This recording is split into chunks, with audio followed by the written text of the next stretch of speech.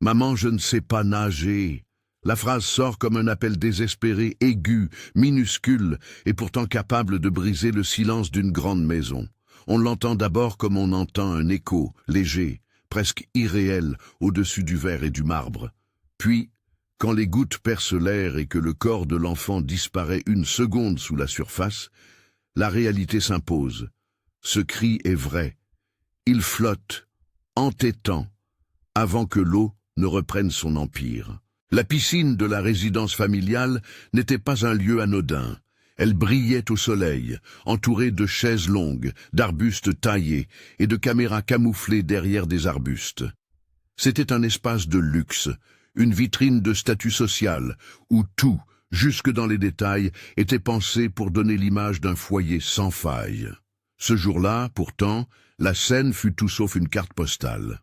Sophia, 7 ans, mince, les cheveux encore humides d'un bain récent, se tenait au bord du bassin. Ses petits doigts, agrippés à la robe d'une femme qu'elle appelait « maman », la suppliquaient. Sa voix tremblait. Véronica la regardait avec une froideur que certains, plus tard, décriront comme calculée. Ce n'était pas une gifle, pas une scène de rage incontrôlée filmée par un voisin curieux. C'était un geste bref, une impulsion, un mouvement décidé qui fit perdre l'équilibre à l'enfant. Sophia glissa.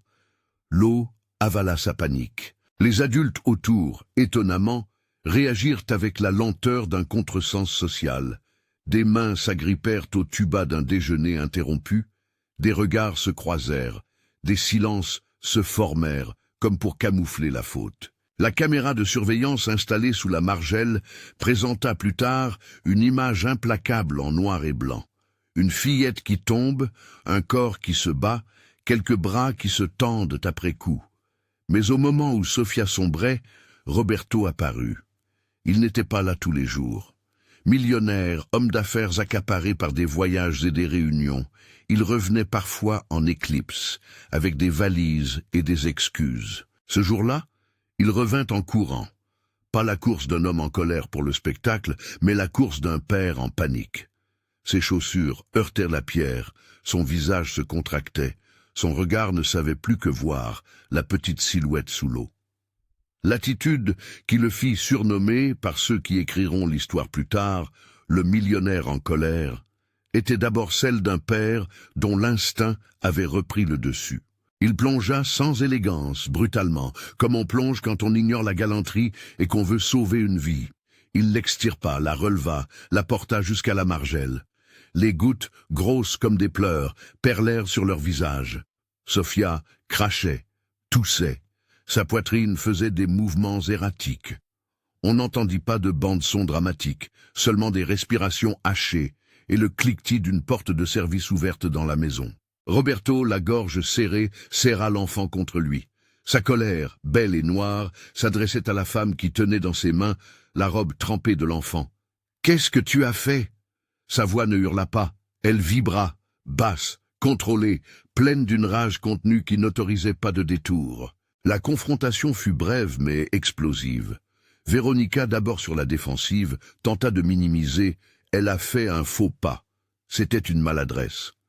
Ces mots étaient lisses, la réplique précise d'une femme qui maîtrise l'art de la présentation publique. Les témoins immédiats, la gouvernante, le chauffeur, se trouvèrent soudain pris entre la loyauté et la vérité. Certains baissèrent les yeux, d'autres cherchèrent à écarter le regard du millionnaire. Roberto, au bord d'un bouleversement intérieur, sentit l'étendue du fossé entre l'image de la maison et ce qui s'y passait réellement. Ce fut le moment où, pour la première fois, une question plus large s'imposa. Ce geste isolé pouvait-il être accidentel ou révélait-il quelque chose de plus profond? Ce qui suivit allait faire basculer une vie. Si cette histoire résonne en vous, restez avec nous jusqu'à la fin. Abonnez-vous et partagez si vous pensez que d'autres doivent entendre ce récit. Ils emmenèrent Sophia à l'hôpital. La voiture filait et chaque seconde semblait réarranger la conscience de Roberto.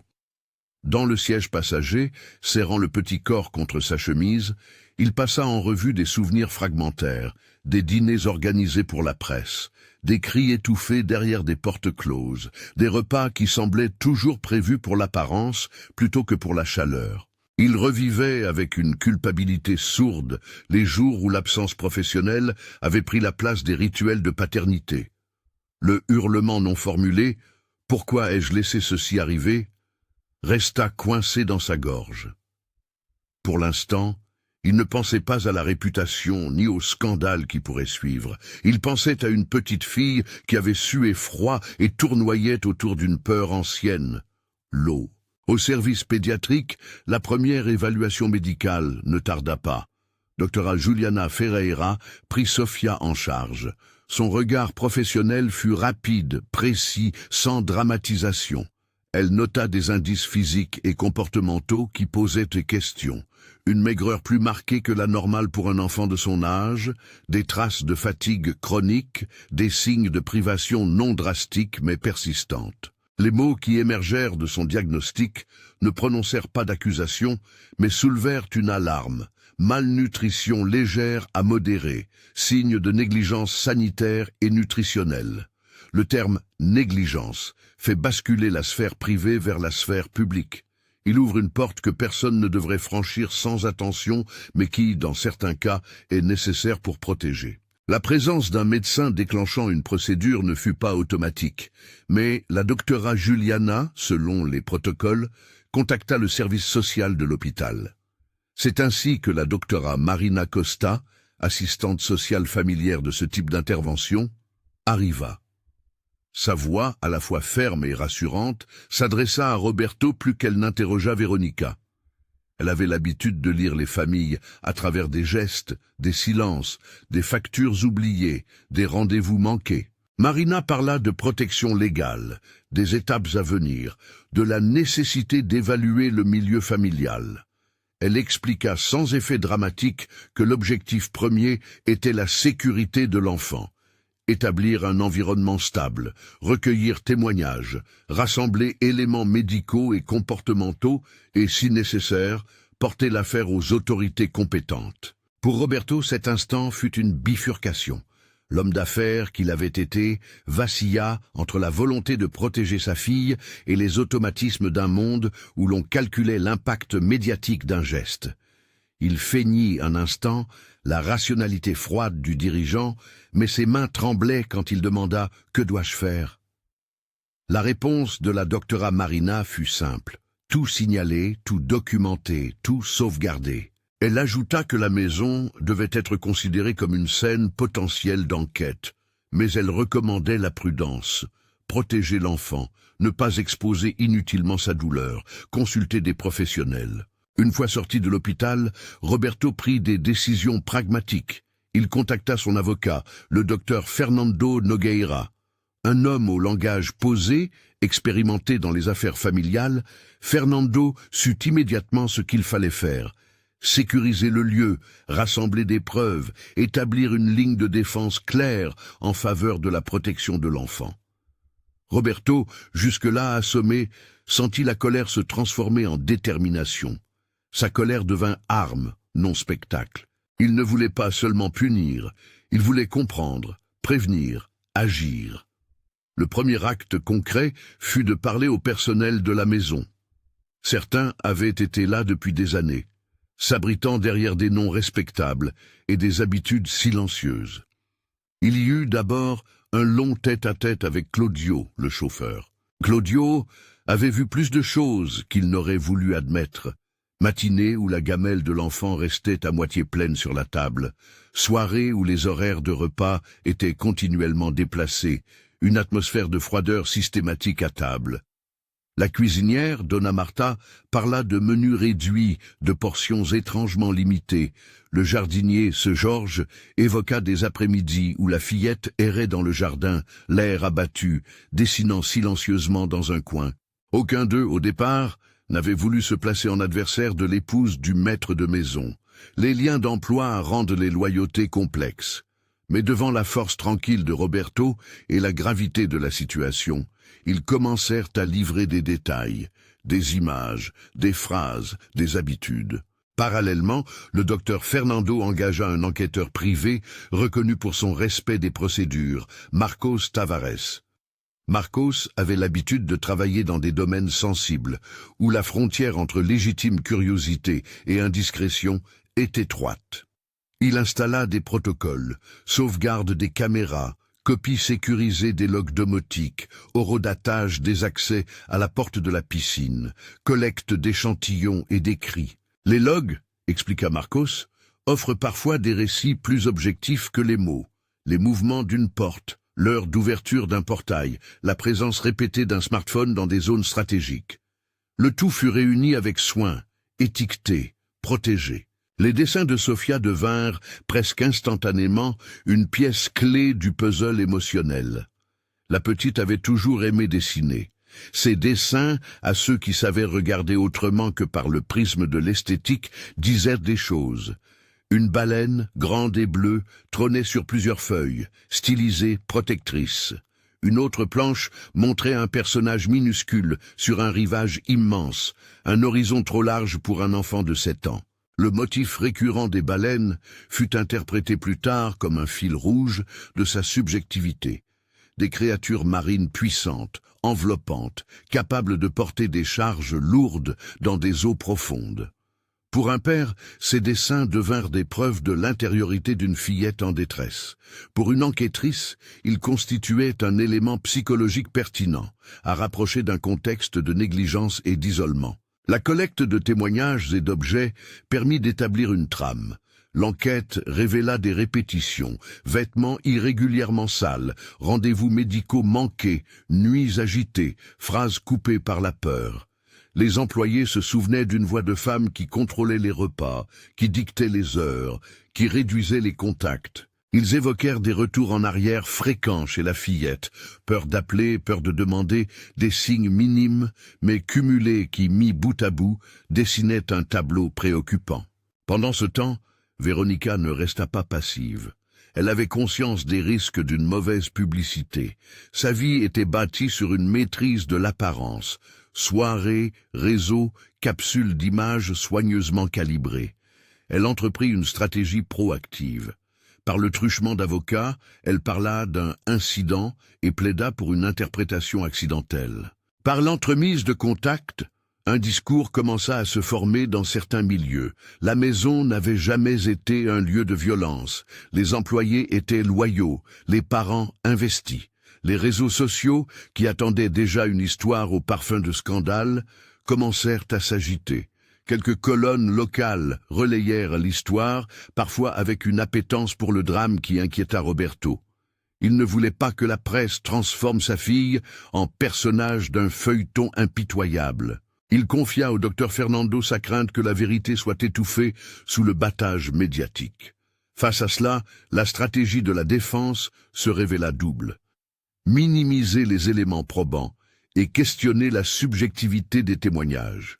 Ils mirent en avant l'absence d'éléments pénaux clairs et le caractère potentiellement exagéré de certains témoignages d'employés, susceptibles d'être influencés par la peur du licenciement ou la promesse d'un intérêt futur. Cela mit en évidence la difficulté de traiter des affaires familiales dans l'espace public.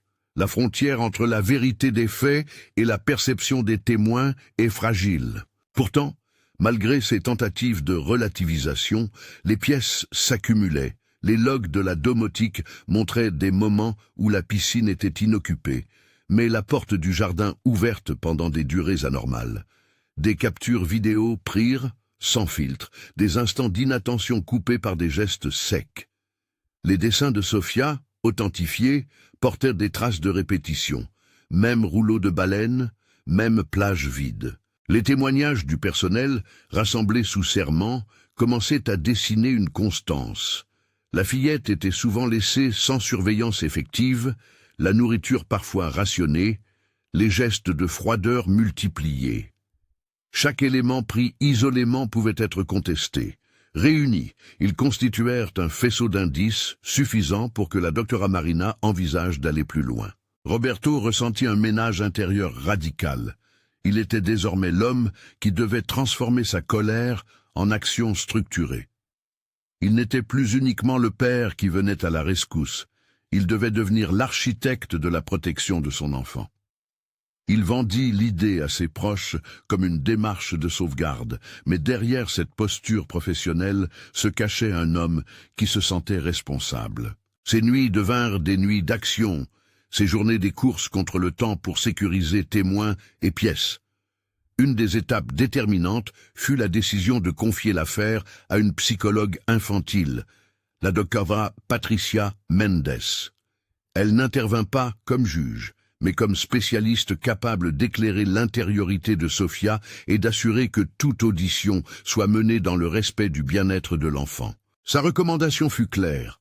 Toute audience ou témoignage impliquant Sofia devait être protégée conforme au protocole et réalisée avec une assistante sociale présente.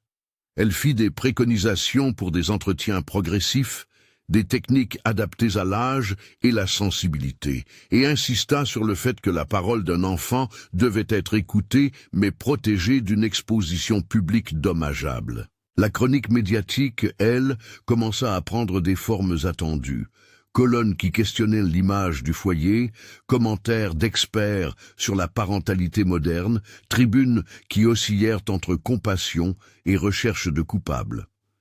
Véronica trouva des soutiens dans certains cercles, alliés souvent plus préoccupés par la préservation d'un nom que par la vérité, et parallèlement, vit sa crédibilité mise à l'épreuve. Roberto, qui avait jusque-là fui les projecteurs, dut désormais composer avec la réalité d'un jugement public. Son image changea. De l'homme d'affaires distant, il se mua en père enragé, déterminé à rendre sa fille en sécurité.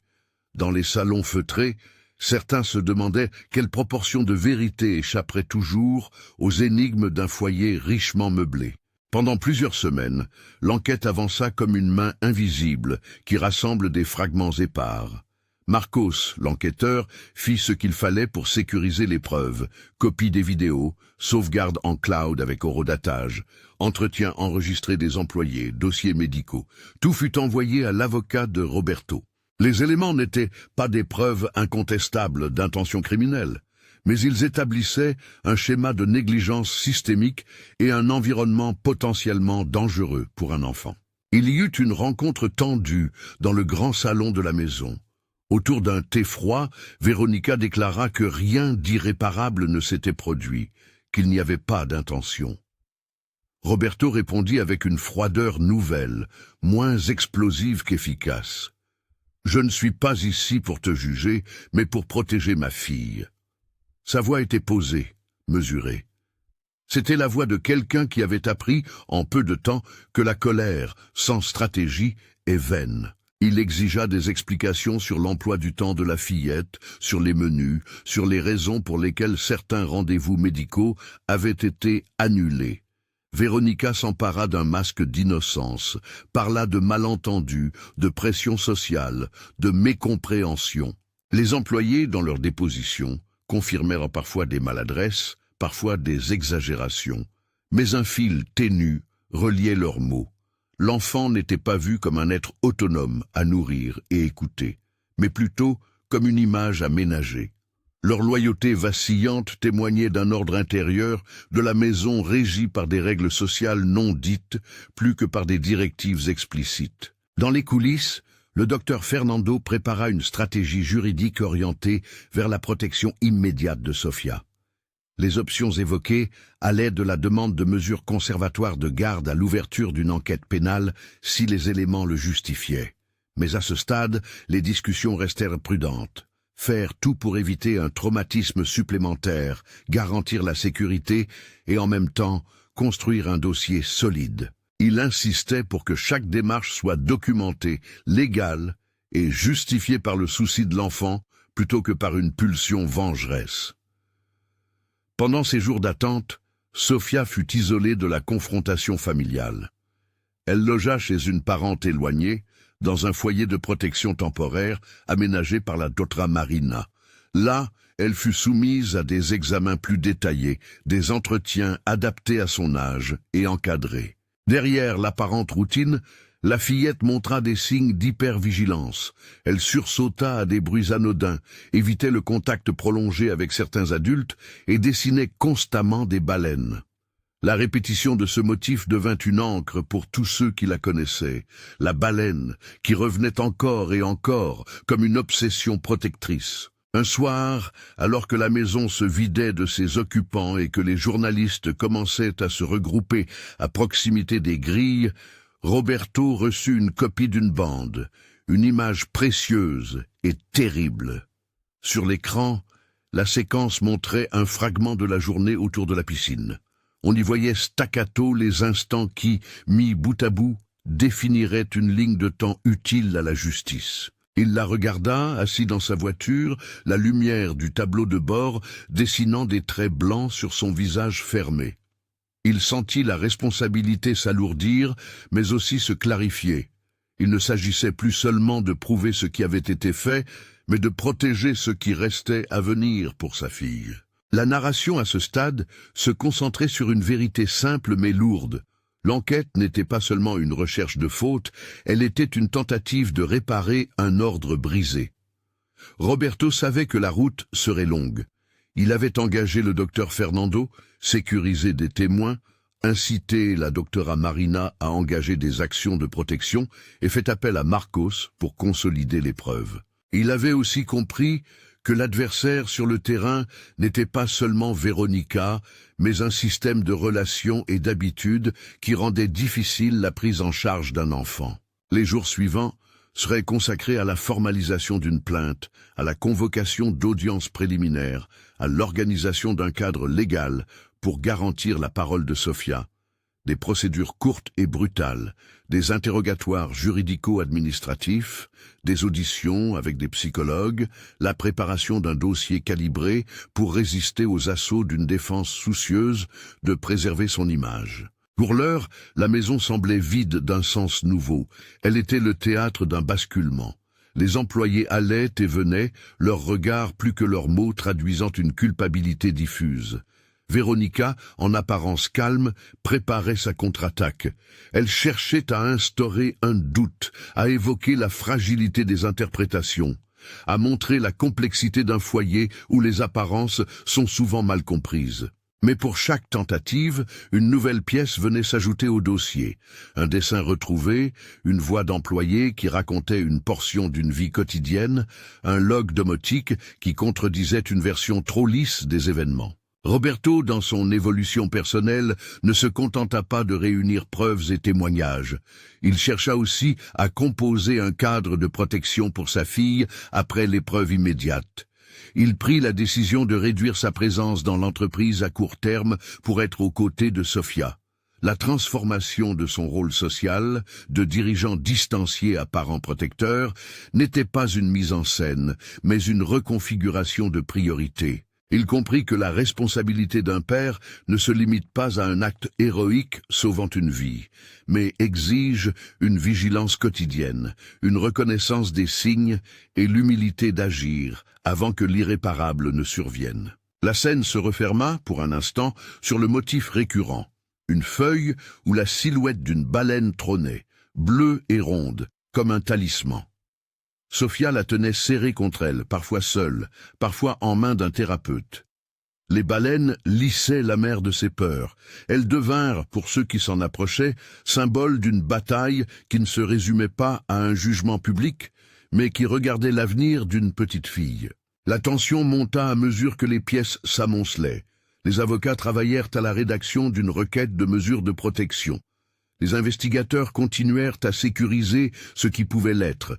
Les employés s'interrogeaient sur le sens de leur silence passé.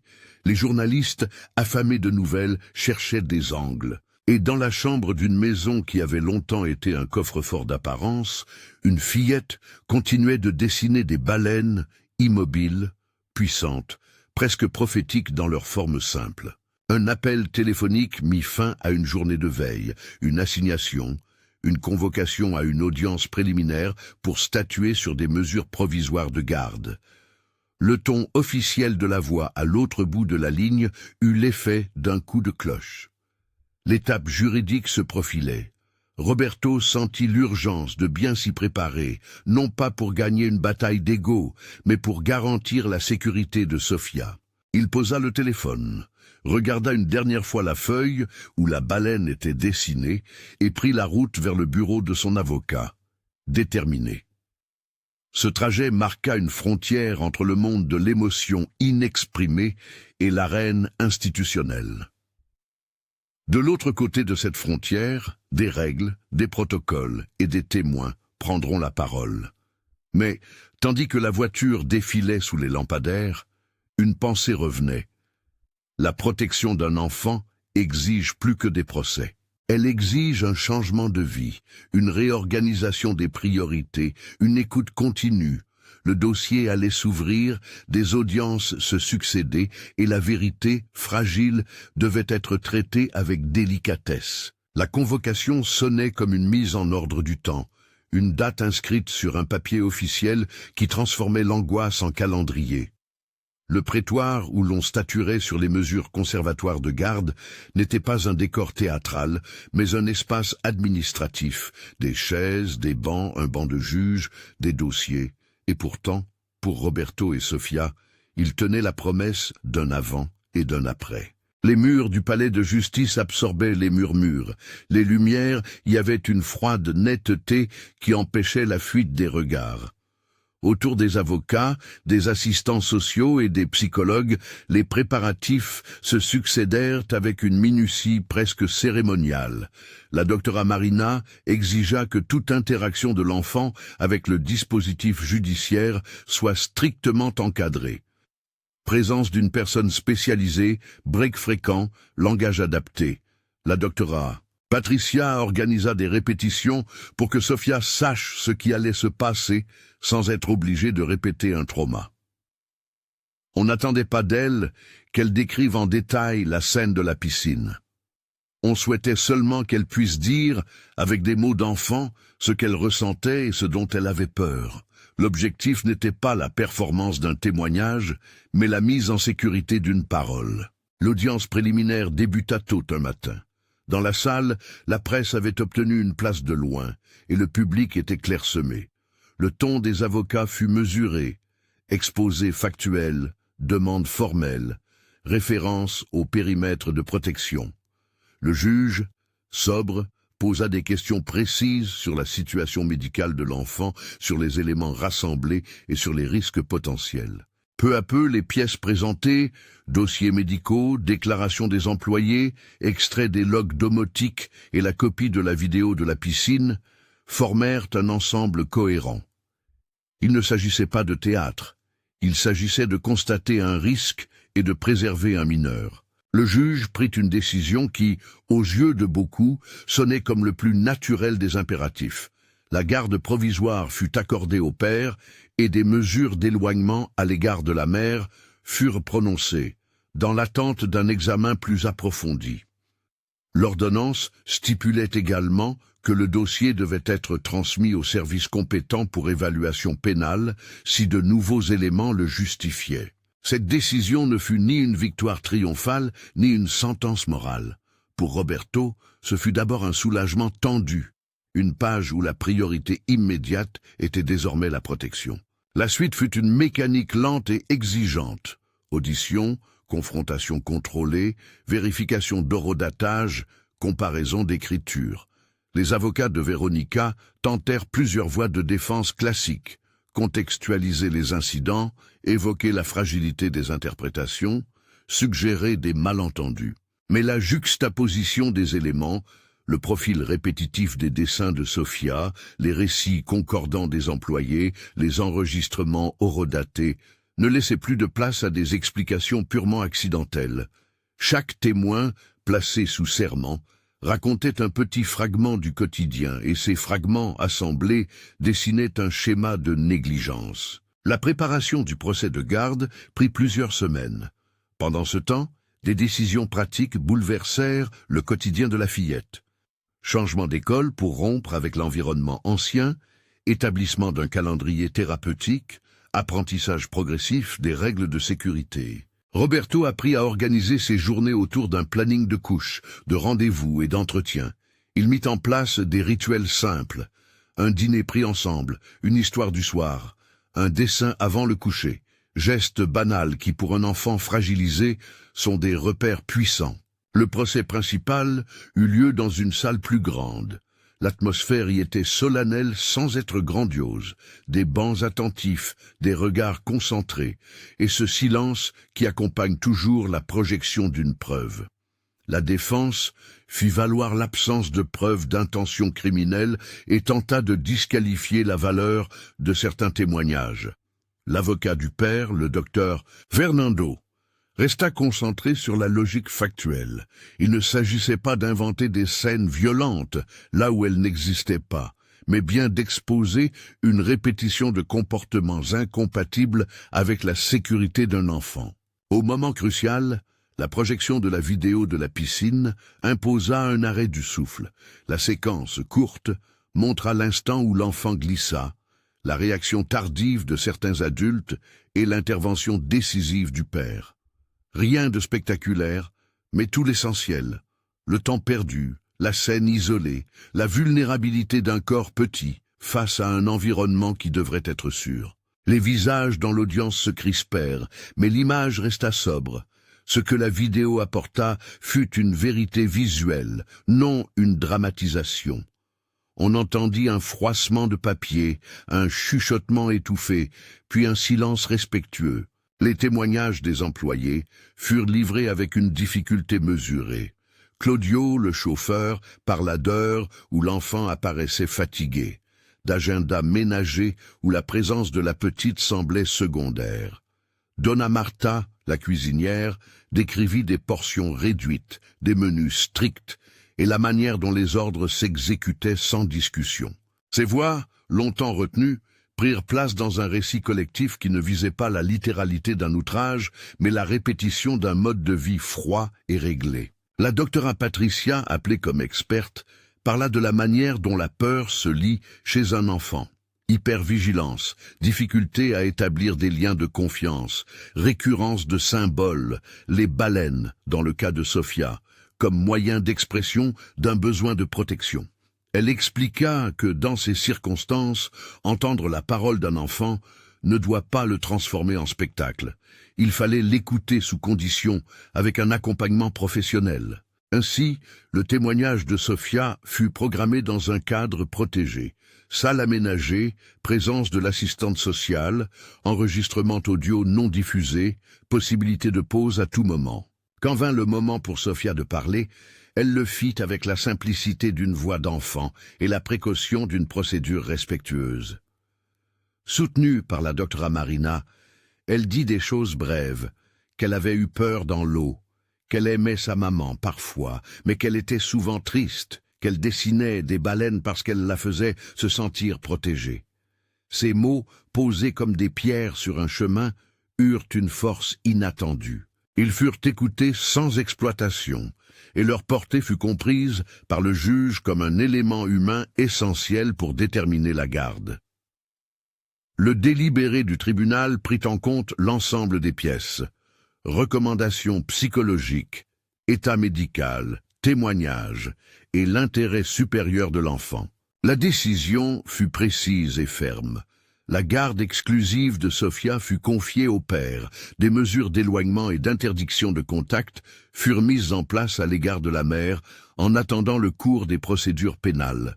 De plus, le tribunal demanda la transmission du dossier aux autorités compétentes pour une évaluation pénale plus approfondie. Il ne s'agissait pas d'une condamnation publique au sens punitif immédiat, mais d'un geste solennel pour garantir la sécurité de la mineure et d'examiner la suite judiciaire selon les voies prévues par la loi. La nouvelle fut accueillie par un mélange de soulagement et d'épuisement. Pour Roberto, la décision ne signifiait pas victoire, elle signifiait responsabilité. Il ne célébra pas, il organisa. La question qui dominait fut toujours la même. Comment reconstruire un cadre de vie où Sofia puisse retrouver de la confiance? Les mesures imposées au titre de la protection furent mises en œuvre sans délai. Changement d'adresse, surveillance des contacts, suivi médical renforcé, consultation régulière avec la psychologue et un pédopsychiatre. Les suites pénales évoluèrent selon des voies administratives plus lentes. À l'intérieur du dossier, il fut enregistré que la plainte avait été transmise et que des convocations allaient suivre. La presse, qui avait flairé l'affaire dès le départ, perdit peu à peu son intérêt sensationnel face à la complexité procédurale. Quelques chroniques continuèrent de spéculer, d'autres d'introduire des angles de sympathie pour l'un ou l'autre protagoniste, mais la majorité des notifications publiques furent disciplinées par la prudence des avocats et la volonté de protéger l'enfant. L'après-procès fut une période d'intensité quotidienne. Les rendez-vous thérapeutiques de Sofia devinrent des rituels presque sacrés. La psychomotricité, la thérapie par le jeu, les séances d'art-thérapie. Autant de moyens pour permettre à la fillette de retrouver un langage autre que la peur.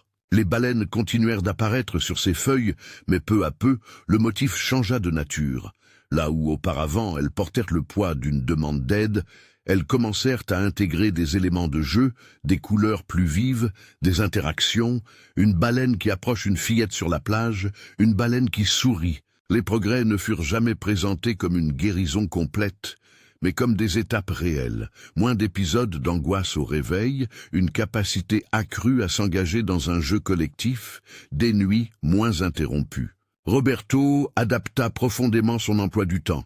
Il réduisit ses voyages, délégua davantage et réorganisa sa vie autour de la présence auprès de sa fille. Dans les meetings professionnels, il parlait désormais en correctif d'absence passée, et non pas comme d'excuses.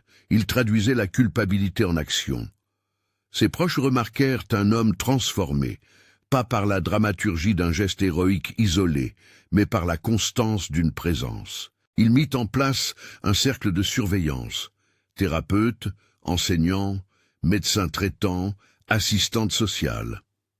Ensemble, ils formèrent un réseau réel et quotidien pour veiller à la sécurité et au développement de Sofia. Parallèlement, Roberto décida d'agir au-delà de sa propre famille.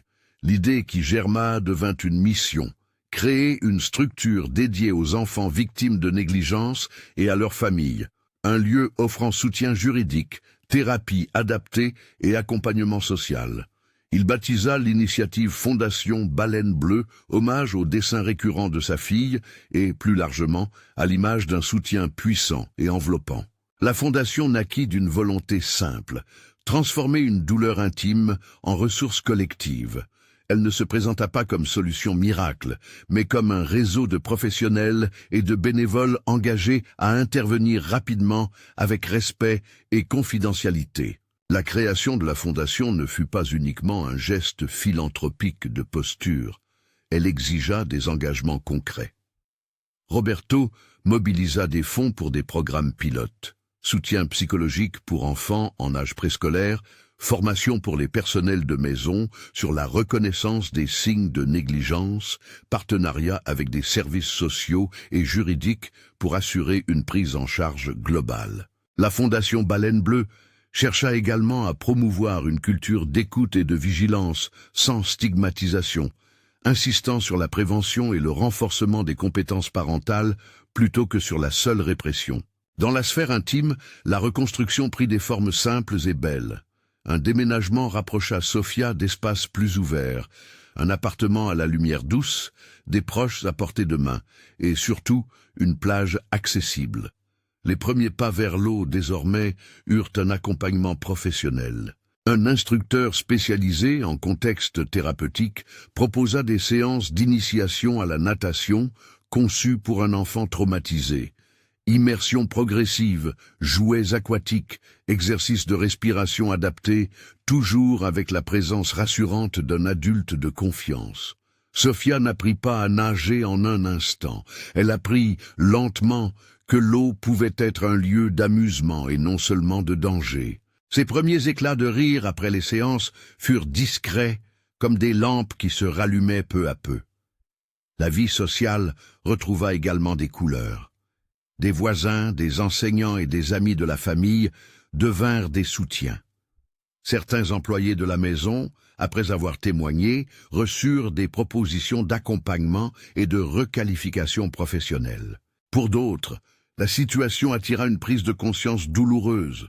Le prix des silences n'est pas seulement juridique, il est moral. Des dialogues naquirent, parfois concrets, parfois maladroits, mais souvent utiles.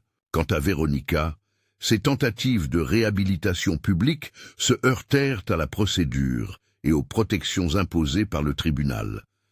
La loi prévoyait des étapes et des vérifications. Le dossier pénal suivit son cours dans le cadre des instances compétentes. Les observations formulées en audience et les mesures ordonnées restèrent les instruments principaux pour encadrer les contacts potentiels. La défense, tout en usant des voies juridiques offertes, trouva moins de champ d'action face à un faisceau d'éléments documentés. Il n'appartient pas au récit de présumer d'une issue pénale finale. Il est toutefois exact de dire que les autorités compétentes avaient été saisies, conformément aux procédures en vigueur. Au fil des mois, le rythme de la guérison révéla une logique pas à pas. Les crises, d'abord fréquentes, se firent moins intenses et moins longues. L'équipe thérapeutique rappela encore et encore que la résilience n'est pas une courbe monotone. Il y eut des jours de régression, des périodes d'inquiétude, des étapes où un détail pouvait ramener une peur. Mais il y eut aussi des pas décisifs. Un premier spectacle d'école, où Sophia monta sur scène. Une après-midi au parc, où elle accepta de partager son goûter. Des dessins où la baleine était accompagnée d'un petit personnage qui ne paraissait plus isolé. Roberto n'oubliera jamais l'effet des petites routines. Le rituel du soir, où il composait une histoire à deux, devint une forteresse contre la solitude. Il y avait chaque soir la lecture d'un passage, une chanson et parfois un dessin. Ils entamèrent un projet commun, la collection des baleines. Chaque dessin recevait une petite annotation, la date, l'émotion du jour, un mot de l'enfant. Ce carnet devint au fil du temps une archive vivante de progrès et surtout un moyen pour Sophia de constater ses propres changements. La Fondation Baleine Bleue organisa des ateliers ouverts, concertant professionnels et familles. Elle mit l'accent sur la prévention, la formation et le soutien aux familles en difficulté. Les proches de Roberto et d'autres donateurs firent en sorte que la Fondation puisse proposer des bourses pour des suivis psychologiques, des aides matérielles temporaires et des ateliers de parentalité, mais toujours avec une ligne directrice. Protéger la dignité des familles, éviter la stigmatisation et agir dans le respect de la confidentialité. 1 an après l'incident, la plage devint une scène d'apaisement. Ce n'était pas un triomphe ostentatoire, mais une séquence douce. Sophia, un seau, des moules à sable et la mer qui écrasait doucement le rivage. Elle s'assit, prit un bâton et dessina une baleine sur le sable.